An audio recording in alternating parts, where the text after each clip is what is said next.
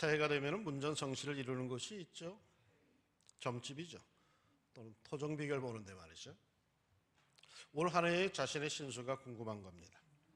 올 한 해 내 팔자가 어찌 될지 이게 굉장히 궁금한 거죠. 여러분 정말 궁금하십니까? 저는 여러분의 팔자가 어찌 될지 잘 모릅니다. 그러나 분명한 것 한 가지는 제가 압니다. 여러분이 팔자를 믿고 사는 한 그 팔자는 세상에서 고칠 수 없다는 것입니다. 인류 역사 이래로 인간을 무기력하게 만드는 여러 말들 중에 하나가 바로 이거죠. 팔자려니 생각해. 네 팔자가 그런 걸 어떡하니? 아픔과 고통 속에서는 때로 이 말이 위로도 되지만 그러나 거기에는 강한 한계, 어떤 구속력이 들어 있습니다. 그래서 결국은 옴짝달짝할 수 없다는, 그저 되는 대로 살라는 그런 의미가 아주 강합니다. 그래서 누구나 팔자가 그런 것보다 하면은 모두들 포기하고 맙니다. 팔자를 고쳐준다지만 팔자는 결코 고칠 수 없다고들 그렇게 말들 하죠. 그런데 성경에 보니까 이런 팔자 같은 운명을 극복한 한 사람의 이야기가 있습니다. 야베스라고 하는 인물입니다. 역대상 앞부분에 보면은 1장에서 9장까지 이스라엘의 족보가 나옵니다. 아주 지루한 인물 이름들이 쫙 나열되는데 갑자기 그 한 가운데서 이 흐름이 뚝 끊어지고 한 사람이 불쑥 소개가 됩니다. 야베스입니다. 왜 이 사람을 특별하게 소개하고 있는 걸까요? 아마 그만큼 중요한 인물이기에 그렇겠죠. 어떤 면에서 이 사람이 중요한 걸까요? 야베스라고 하는 이름은 히브리어 고통을 뜻하는 야차브에서 온 단어입니다. 그래서 야베스 하면은 히브리 사람들은 제일 먼저 고통을 상기합니다. 아주 머리가 쭈삣해지는 어떤 고통, 싫은 감정. 이는 아마도 그의 어머니가 그를 낳을 때 무진 고생을 하였기에 그런 것으로 보입니다. 고통 속에 고생해서 낳은 아들, 네 인생은 어미가 고생하며 낳을 정도로 가치 있는 인생이다 하는 의미로 그 어머니가 이름을 그렇게 붙인 것으로 보입니다. 그러나 어머니의 마음은 그러했지만 야베스 본인의 입장으로 볼 때는 그것은 자신의 삶에 주어진 멍해였습니다. 옛날부터 이름은 그 사람의 인생을 나타내는 것이라고 하지 않습니까? 많은 경우 사람들은 그 이름대로 살다가 간다고 하지요. 그래서 야베스는 자기 어머니가 운명처럼 붙여준 이름 야베스가 싫었습니다. 그래서 그는 자기의 운명처럼 팔자처럼 주어진 고통의 삶을 극복하려고 애썼습니다. 어떻게 그는 자기의 운명, 자기의 팔자를 극복했을까요? 팔자는 고칠 수 없는데 어떻게 했을까요? 40년 전에 논산훈련소 30연대에는 전설적인 철학 박사가 하나가 있었습니다. 이름하여 철학 박사 양 박사였습니다. 제가 입소한 첫날 내무반장이 세상에서 뭐 하다 왔느냐 묻기에 철학 공부하다 왔다라고 했더니 이 내무반장이 좀 무식해서 그랬는지 내가 대학에서 철학과 다닌 것을 철학관에서 일하다 온 줄로 알고 그날부터 뭐 손금 봐달라, 관상 봐달라 아주 달라붙어요. 밤마다 나를 불러내. 다 점호시켜놓고 야 너 일로 와봐 해가지고 자기만 오는 게 아니야. 손님도 데리고 와. 그것도 빈손으로 안 오고 꼭 브라보콘 하나 들고 왔어. 할 수 없이 본의 아니게 철학 박사 양 박사로 통했습니다. 그럼 실력이 있느냐? 대학 시절에 심심풀이로 관상책, 수사책 한번 읽어본 곳이 다인데 무슨 실력이 있겠습니까? 그러나 군대에서야 앞날에 대해서 불안과 궁금증이 가득한 곳이기에 무슨 말을 해도 다 먹혀들었습니다. 폰만 그럴듯하게 잡으면은 웬만한 건 다 통하였어요. 제가 아주 잘 나가던 철학 박사 양 박사였어요. 그런데 말이죠. 누구든 간에 안 좋은 이야기를 하면 기가 꺾입니다. 다 나보다 상관들 아니, 나는 훈련병이고 지그들은 기관병들이고 불러놓고서는 정직하게 말해라. 하나도 성김없이 다 얘기해라. 괜찮다. 이렇게 얘기하던 사람들 다 일부러 나쁜 것만 골라서 얘기를 해주면 다 기가 잡혀. 기가 꺾여. 그때 제가 그랬어요. 팔자는 못 고칩니다. 인간은 결코 팔자를 못 고칩니다. 그러나 고칠 수 있는 길이 단 하나 있습니다. 교회 나가세요. 하나님은 인간이 아니시기에 우리의 팔자를 고칠 수 있습니다. 우리의 병 우리가 못 고치고 전문가 의사가 고치듯이 우리의 팔자 우리가 못 고칩니다. 하나님만이 고치십니다. 예수 믿으세요. 네, 그래도 전도하다 온 사람이에요. 야베스, 고통스러운 인생. 인간의 삶은 하나님의 섭리에 달려있기에 그 하나님께 자기 인생의 해답을 찾습니다.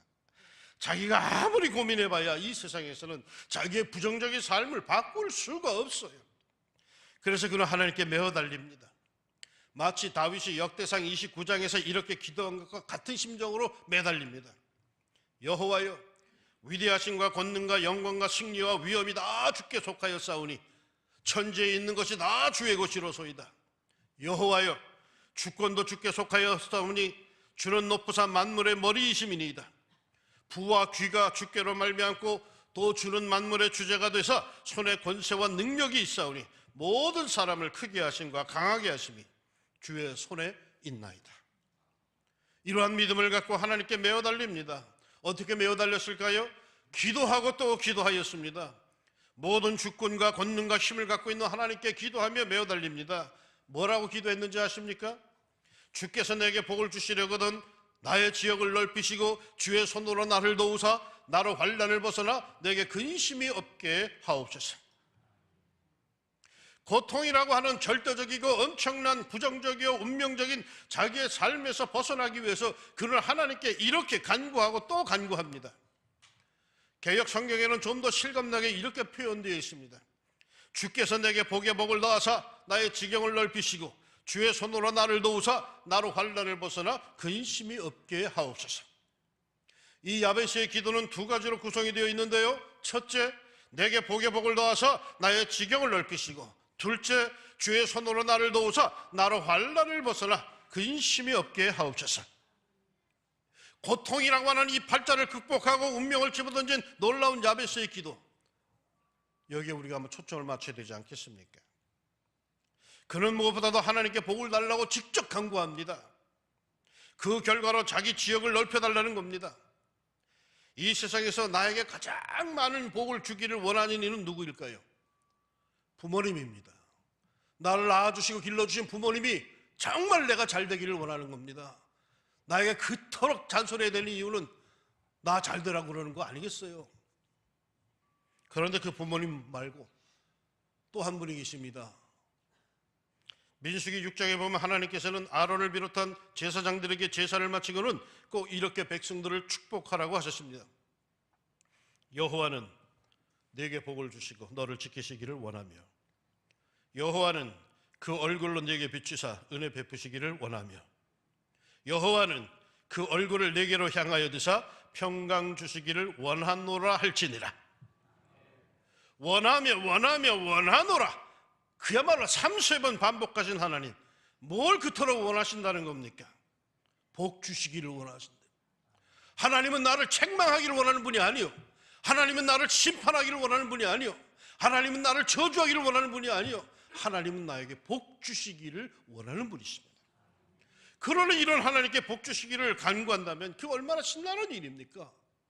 그토록 복 주기를 원하는 분에게 복 달라고 하는 게 뭐가 그렇게 잘못됐습니까? 복을 달라고 하면은 점잖지 못한 것 같아서 그 무슨 기복신앙 이런 말 하는 사람이 있는데 그 바보입니다. 그 믿지는 장사하는 겁니다. 이런 예화가 있습니다. 어떤 사람이 꿈에 천국에 갔는데 베드로가 그에게 천국 구경을 시켜줍니다. 그 놀라운 천국을 구경하는데 큰 창고 같은 건물을 발견합니다. 그 안에 뭐가 있나 싶어가지고 보고 싶다고 하니까 베드로가 안 보는 게 좋을 텐데 하면서 꺼립니다. 그래도 때를 써서 그 안에 들어가 보니까 바닥에서 천장까지 선반들이 꽉 있었고 그 선반마다 빨간 리본이 묶여진 하얀 상자들이 마치 선물 상자같이 깔끔하게 정돈되어 있었습니다. 그런데 그 하얀 상자들에는 모두 이름표가 달려 있었습니다. 그래서 혹시 자기 이름도 있나 해서 찾아가 보았더니 실제로 있었습니다. 그래서 베드로의 만류에도 불구하고 그 상자를 확 열어보았더니 그 안에는 자기가 세상에 살고 있을 동안에 하나님께서 자기에게 주기를 원하셨던 것, 즉 자신을 위해 하나님께서 준비해 두셨던 많은 복들이 가득 들어 있었답니다. 그걸 보는 순간에 은근히 화가 나더랍니다. 왜 이 좋은 복들이 자신에게 주어지지 않고 이렇게 상자 안에만 들어 있어야 하느냐고, 왜 이것이 여기에서 썩고 있어야 하느냐고 물었더니 베드로가 유감스러운 듯이 이렇게 말하더랍니다. 하나님께서는 당신을 위해서 이렇게 놀라운 복들을 준비해 두셨으나 당신은 종래 이것들을 구하지 않았습니다. 여러분, 성경의 가르침은 분명합니다. 하나님께서 우리에게 복 주시기를 원하십니다. 근데 그 복이 통하기 위해서는 파이프가 연결이 돼야 돼요. 기도해야 돼요. 에스겔서에 보면 그렇게 돼 있어. 내가 이렇게 너를 이렇게 해주리라 하면서 맨 마지막에 그래도 너희들은 나에게 나와 부르짖어야 할 것이니라. 기도할 때에 그것이 내 삶 속에 흘러 들어오는 거예요. 새해는 여러분, 우리 구하면서 사합시다. 구하라, 그리하면 너희에게 주실 것이요. 예수님께서 가르쳐 주신 성공의 비결입니다. 왜 얻지 못합니까? 너희가 얻지 못함은 구하지 아니함이요. 야고보서가 그 원인을 가르쳐 줍니다. 야베스는 하나님의 복을 구하며 살았습니다.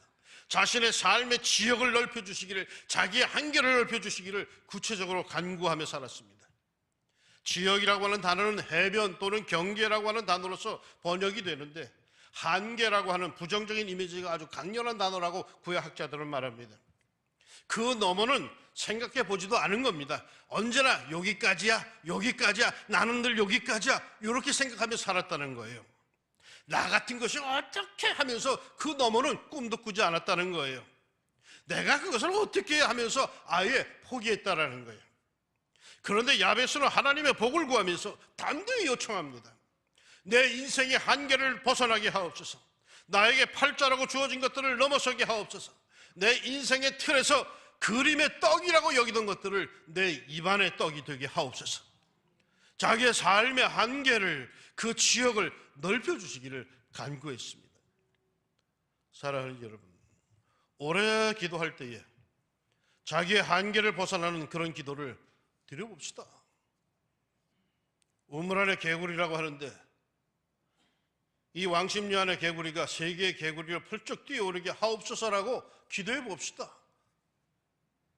개천에서 용난다는 말이 있는데, 개천보다 훨씬 좋은 이 청계천이 옆에 있는데, 청계천에서 용이 나게 하옵소서라고 간구해 봅시다.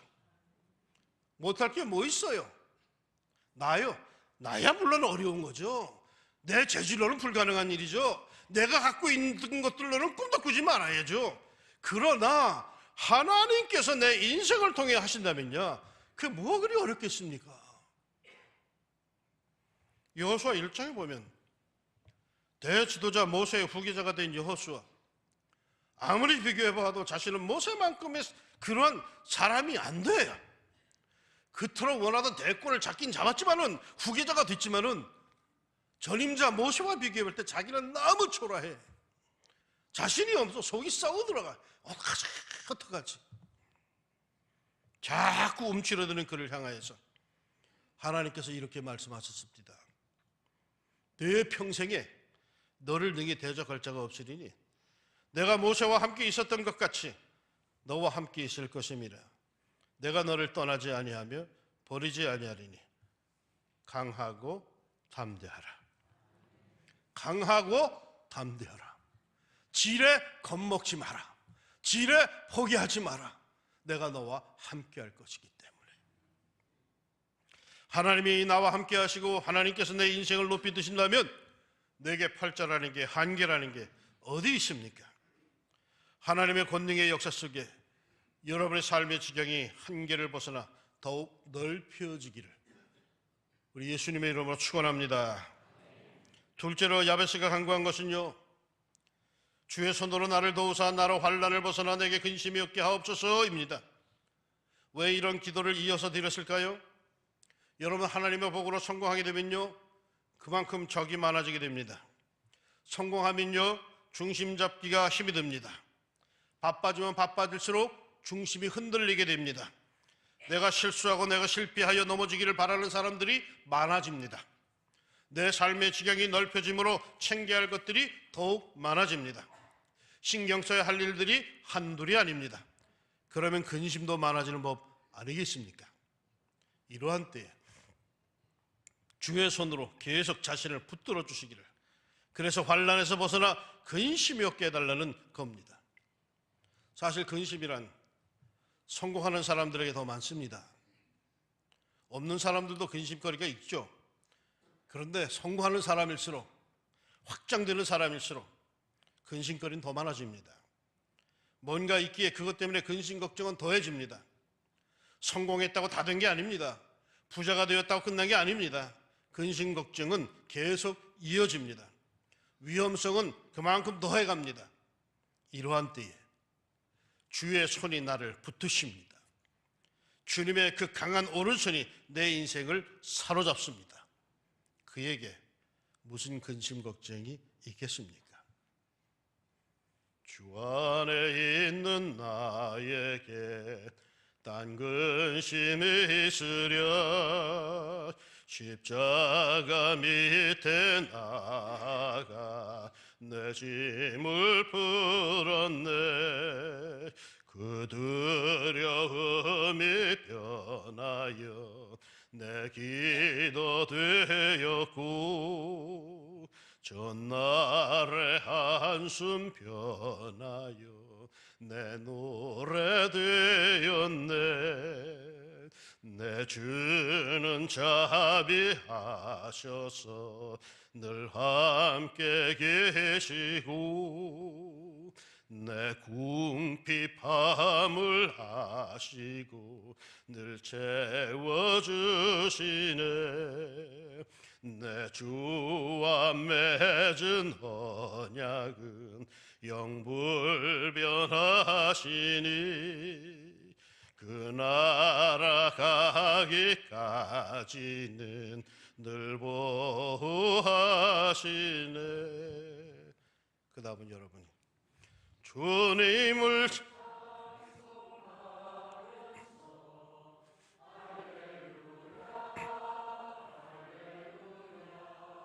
내 앞길 멀고 매도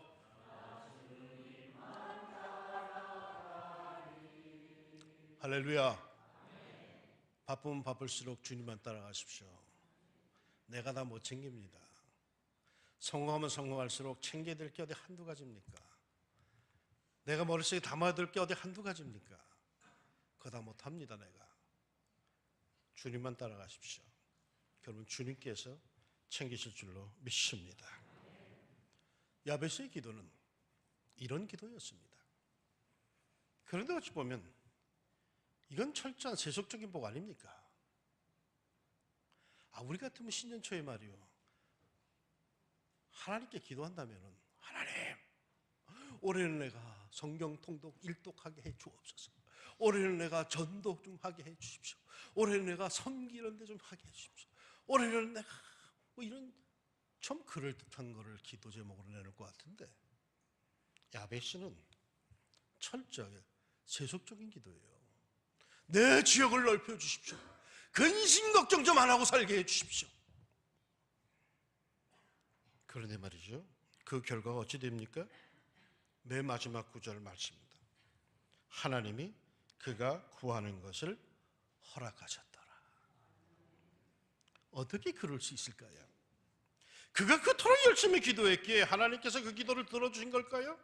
아니라고 봅니다. 그는 신앙적인 인물이었습니다. 이스라엘의 족보가 쭉 나열하다가 뚝 끊고 그를 소개할 정도로, 이 사람을 보라고 할 정도의 그는 신앙의 인물이었습니다. 그는 하나님의 사람이었다는 거죠. 그는 하나님이 어떤 분이시며 어떤 기도를 즐겨 드시는 걸 아는 인물이었다는 거예요. 그러니까 결론은 아마도 이걸 겁니다. 요한일서 5장 14절이 하나님이 그에게 응답해 주신 이유를 이렇게 답해 줍니다. 그를 향하여 우리의 가진 바 담대한 것이 이것이니 그의 뜻대로 무엇을 구하면 들으심이라. 그는 하나님의 뜻대로 간구한 겁니다. 그러니까 놀라운 일은요, 그의 기도를 하나님께서 기다리셨다라는 것입니다. 왜? 야베스의 기도는 단순한 자기의 신세한탄, 자기의 팔자를 고치려고만 하는 기도가 아니라는 거예요. 자기의 세속적인 욕망과 자기 이름을 온 세상에 떨쳐버리는 그런 욕망이 아니라는 거예요. 한번 떵떵거리며 살다 가고 싶다는 그런 욕심이 아니라는 거예요. 하나님의 나라를 위해서, 하나님의 영광을 위해서 그리 살고 싶다는 겁니다. 자기가 하는 모든 일들, 자기의 직업, 자기의 가정, 자기의 사업, 자기의 전공, 모든 분야에서 성공하고 분야를 넓히고 강성해지기 원하는 것은 성도로서 하나님의 영광을 드러내고파서 그렇게 간구한 것이요, 그것이 하나님의 마음에 맞아 그는 기도한 대로 응답을 얻은 것입니다. 이렇게 기도 응답을 받고 산 야베스, 고통이라고 하는 부담스러운 팔자를 가졌던 이 야베스, 그는 결국 어떤 평가를 받습니까? 야베스는 그의 형제보다 귀중한 자라, 야베스는 그 형제보다 존귀한 자라, 태어나면서부터 그 어머니께 고통을 주고 모든 가족들에게 부담을 주었던 이 야베스, 그는 결국 말이요, 모든 형제들보다 존귀한 자, 귀중한 자가 되었습니다. 어떻게 해요? 그의 신앙적인 열정과 그 기도에 대한 응답과 하나님의 축복으로 말입니다. 올 한 해 여러분 이런 삶을 살기를 소망합니다. 열심히 살되 꿈과 소망을 간구합시다. 그리고 그 모든 것들이 하나님의 나라와 그 확장이 이어져서 응답받는 가운데 그 누구보다도 존귀한 인생을 살아가기를 바랍니다. 가정이나 직장에서 비록 천덕꾸러기 같은 삶이었다 할지라도, 늘 남에게 부담만 주던 삶이었다 할지라도 마침내 하나님의 축복 속에 존경받는 존귀한 자가 되기를 소망합니다. 부디 열심히 그리고 구체적으로 기도하고 열망하는 가운데 하나님의 손길 속에서 여러분의 모든 삶의 지경이 넓혀지는, 그래서 하나님의 영광을 가득히 드러내는 복된 한 해가 되기를 예수님의 이름으로 축원합니다. 기도합시다.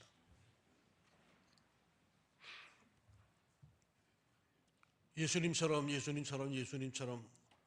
올해는 우리가 그렇게 살자고 마음에 다짐을 하고 있습니다. 우리가 이렇게 예수님처럼 살아갈 때에 하나님, 내 삶이 하나님의 은혜 한가운데 있기를 원합니다. 내 현실이 고통스럽습니다. 내가 말은 이렇게 하지만 남들이 나를 볼 때 아이고 너나 잘 되라 하는 그럴 정도로 참 고통스럽고 고민이 많고 힘이 듭니다. 그래도 나는 예수님처럼 올해는 분명히 살아서 나는 하나님의 영광을 드러내는 삶을 살고봅니다.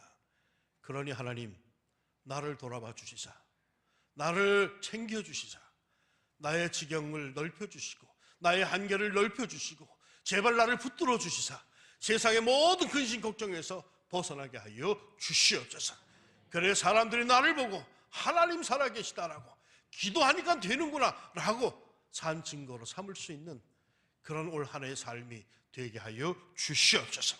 우리 교회에 이 야베스의 후예들이 좀 더 많아지게 하여 주시사 하나님 앞에 영광 돌리며 믿음의 세계에서 존경받는 하나님의 사람들 넘치게 하여 주옵소서. 예수님 이름으로 기도합니다. 아멘.